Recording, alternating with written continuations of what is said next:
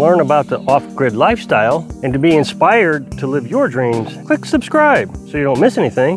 Hit the bell notification. No matter how much I come out to these woods, I can't get over the beauty of being out here. It's just undescribable. And unless you're doing it or have it, I'm not sure if you would truly understand what it is like. I grew up, I guess, primarily in more populated areas from kindergarten or whenever I can remember till 10 years old. I lived in a small community. I had 4 or 5 houses, and there was kids to play with. But it was in a wooded area, but it was private property. I don't know. I would say it was more of a populated area than a wooded area. Got to ride our bikes all over the place. It was fun. And then when I was, I guess, 10, I moved to a small town. I would say a population maybe, I don't know, 5,000 people, maybe. I don't know. And it was city streets. Small town. City streets, paved streets. I could walk to school. That was really cool. Then at 14, moved to another town. It was a little bit bigger. Still, again, able to walk to school.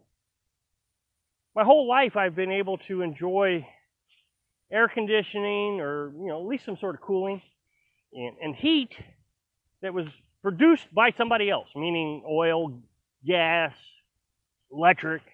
Then I became an adult, joined the military, moved to Silverdale, Washington, which is near Bremerton, Washington.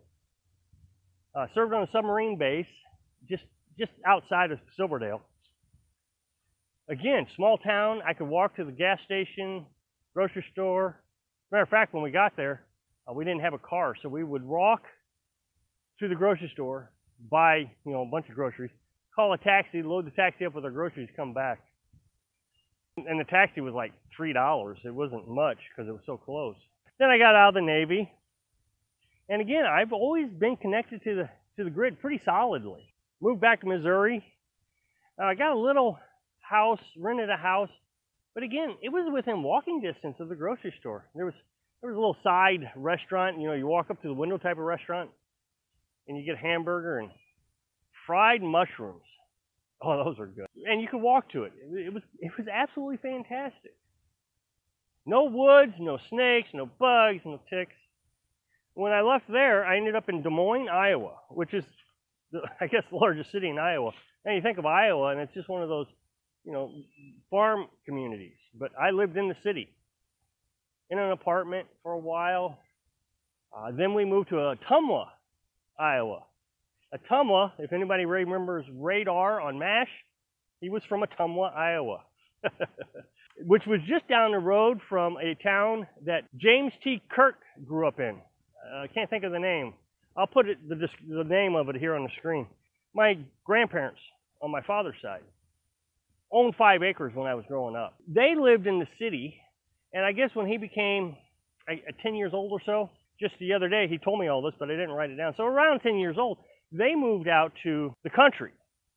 They had a house fire, I guess, in 68 or 69. They rebuilt the house. They had it built up in 70. I was born in 71.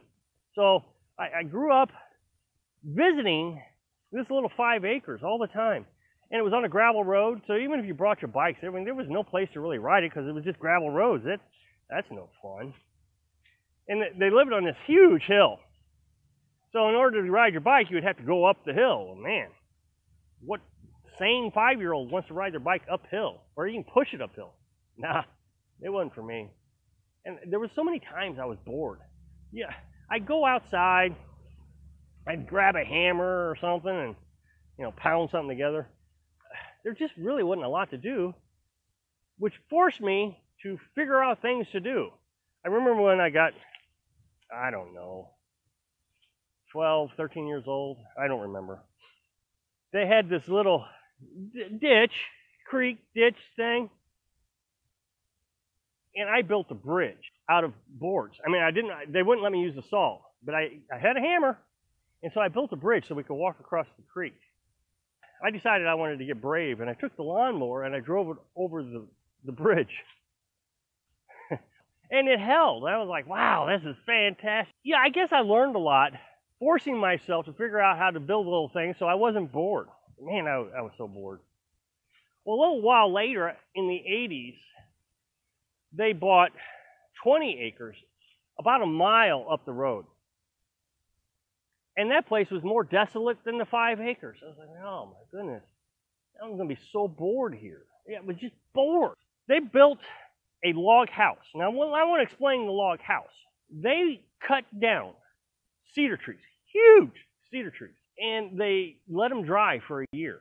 And then they hired me, minimum wage, I think it was, I don't know, $3.75, to come out and strip these logs, the bark off the logs.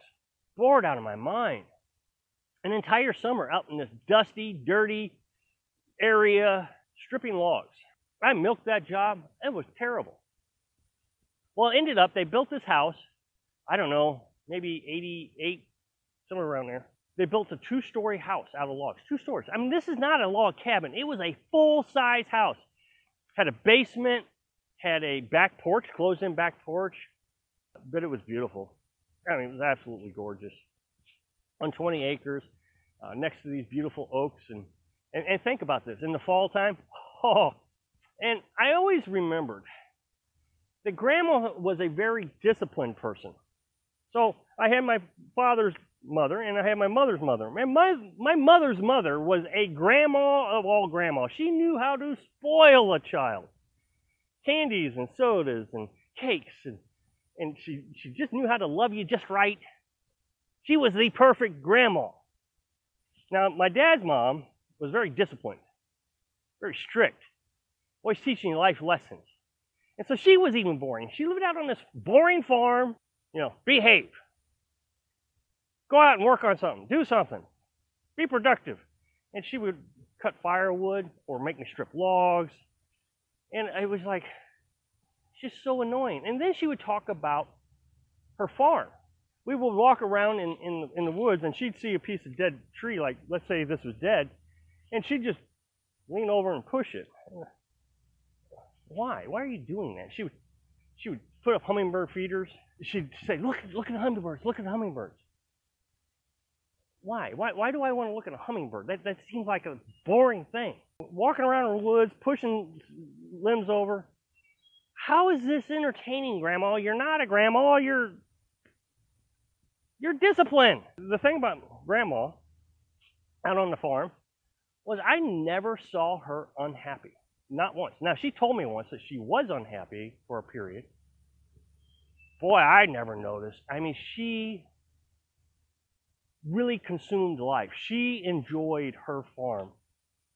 That's what she called it, a farm. She enjoyed her log cabin. Now, remember, my grandma, with my grandpa's help, built a log cabin. Women back then did not build things, but she refused to let anybody stand in her way. And she built this place, did the electric, did the plumbing, built the walls out of logs. And I still don't know how she did it. I don't know how to build a house like that. No idea. I don't know how they actually picked the logs up. I know they used a tractor. They had the 3-point hitch in the back of the tractor. And they used a cedar tree somehow and used it as a crane to lift those logs up. As much as I engineer things in my life, I still don't know how she did that. Yeah, man, she was boring. She annoyed me so much. Well, I just didn't get it until now. Now I get it. Now I understand. The other day I saw a hummingbird sitting on a power line over there. And I just watched that stupid hummingbird for, I don't know, 10, 20 minutes. It probably flew off. We got some honeysuckle up there, and they've been sucking on that honeysuckle. The other day I was outside and I was standing by the tree, and it just buzzed around me. And I'm like, wow! Now I can imagine being at Grandma's house. They're like, get away from me. What are you doing? Stop! When I was growing up, she'd take me out in the woods and be like, okay, there's ticks, snakes. What are you doing? This is dangerous. Well, look at me now. Ticks, snakes, this is dangerous. And I'm happy. It makes sense. And I'm really glad that she didn't cave and not show me these things. I'm glad she didn't cave and say, okay, I don't want you stripping logs because there might be a snake underneath those logs. I want you to learn how to strip logs. I want you to learn how to cut firewood. And of course, I didn't pay attention, so I'm still learning. I don't know a lot about it, but I do know it's possible. I know it's possible because she forced me to realize it's possible. And so I come out here, and I know it's possible to walk out in these woods because she made me do it as a child. Stop this, it's boring, Grandma. But here I am, walking in my own woods. It forced me to realize that this is where I'm supposed to be. I'm not supposed to be in the city. The city drives me nuts. There's people there, and I'm not a big fan of people. I've said this before, I'm an introvert. I'm very comfortable with my own company. I can come out here and talk to myself. Nobody can hear me. Look at this. I'm talking to a phone. There's nobody on the phone. In the city, I couldn't do this. I couldn't walk around the city talking to my phone. It would look ridiculous. So much fun being here. Not once have I been bored. We are in the middle of a pandemic, and the whole country is unhappy. I said in this in a previous video, there's only 14% of the American population that is happy right now. And I'm one of them. The rest of the country is unhappy. So it's a pretty good odd that if you're watching this video, you're not happy. Maybe you could take my advice on this and think about the grandma that annoyed the heck out of you, made you go out in the woods, do something you didn't like. Give it another try. I know I don't like peas. Never have liked peas. If they're cooked. I like raw peas. So you gotta flavor things yourself. You gotta understand, I can take this pea and I can eat it raw and it tastes great. Thanks for watching.